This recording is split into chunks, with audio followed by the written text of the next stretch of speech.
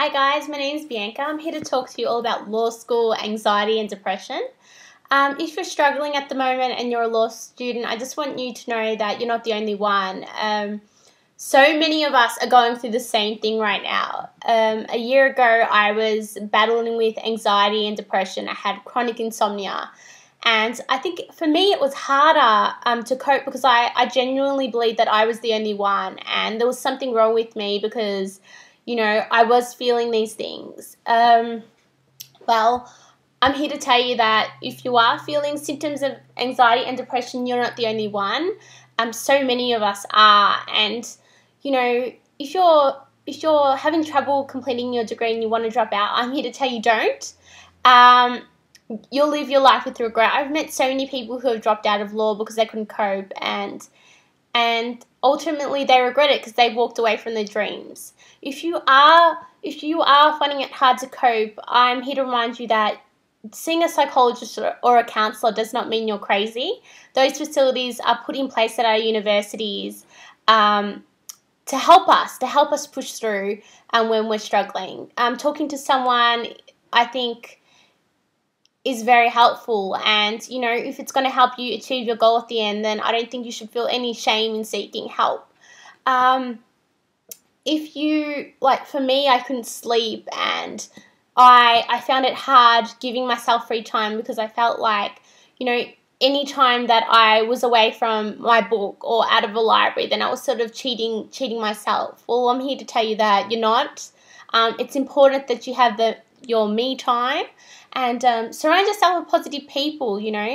I'm blessed. I think I have a best friend who, when she sees that I'm struggling and I don't want to spend time away from my studies, she forces herself into my legal crazy world, if you want to call it, and she persuades me that it's time to have that free time and to chill out. If you feel like you want to drop out, what I would recommend to you is first, don't. Take a semester off and volunteer, work, save. I think if you're feeling like dropping out, it's just a sign that you need a break and it's getting too much for you.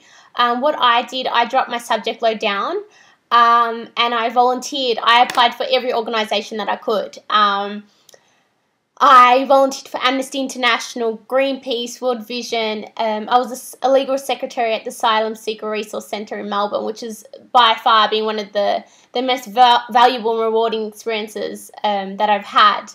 You're not wasting time as well, because if your academic transcript is not up to standard, then an important thing is to build your resume. And the more you build your resume, obviously, the more productive and successful you're going to be in when you graduate and when you have to attend an interview, because employers will be asking you questions to do with your past experience. And if it's legal related, then I think all that time off or, resume building will be valuable to you because, yeah, you're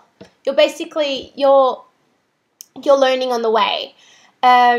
What I did when I studied part-time and I volunteered, and I spoke to a friend of mine and I asked her, I'm like, would you be interested in, completing an internship overseas? Now, I know internships are hard to get.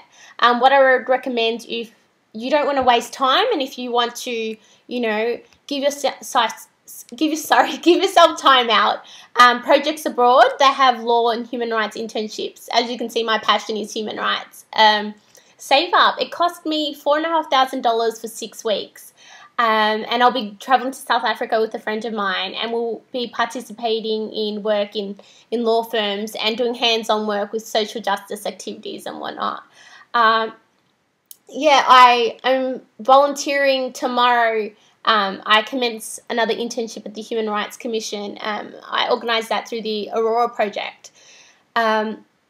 What you don't know is, one volunteer job leads to another volunteer job. And I know it's hard financially to support yourself on all these volunteer jobs, especially when they don't pay. And sometimes even the volunteer jobs are hard to get. But I think it's important to understand that, sometimes you should go without and help those in need. At the end of the day, when you apply for grad jobs, there's all these boxes you have to fill out that require you to put in past work experience and whatnot. And all these volunteer jobs, at the end of the day, the majority are legal related, or related to our field. So you're helping those in need, you're making a difference, and you're helping yourself at the same time. Yeah. What else can I tell you? If you don't want to take time away from the degree, participate in summer and winter school. It's one subject, and yeah, you're knocking a subject down in time that you could have had off. But I think one subject at a time to complete your degree is, a lot less pressure when you're dealing with 4 subjects at the same time. Yeah, if you choose to do one subject in the winter or in the summer, I guess you can do 3 during the year, or 2 or 1, depends how you're coping. Another thing that I didn't know is that the supermarket or the chemist is full of vitamins that assist you with stress and studying and stuff. I think Swiss has a vitamin called Mood. It assists with anxiety, depression, stress, and it has one called Focus as well. It's just to help your body when you're studying. Eat healthy. It's so important. So many of us camp in the library and we just feed ourselves vending machine food, which is so bad for our bodies. I think it's important to maintain a healthy balance and look after yourself, because at the end of the day, if your body is up to standard, or you're feeding yourself healthy food, then your brain and your brain's going to cope. You'll retain more information, and you're not gonna let yourself become run down. Be careful with coffee. If you feel like you need a caffeine fix, maybe go for tea. I know that a couple of us became addicted to caffeine at one stage with the large amounts of coffee we were having. Maybe tea's got a little less amount of caffeine, so maybe go for tea as a healthy substitute. What else can I tell you?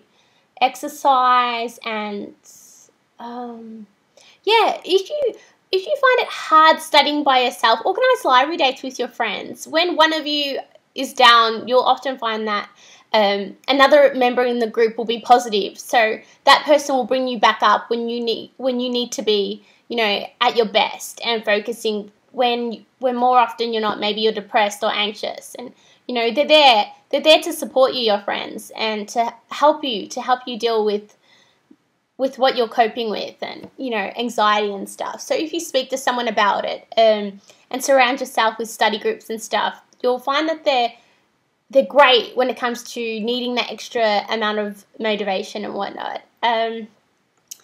I hope this has been helpful for all you guys, and I wish you all the best. Good luck.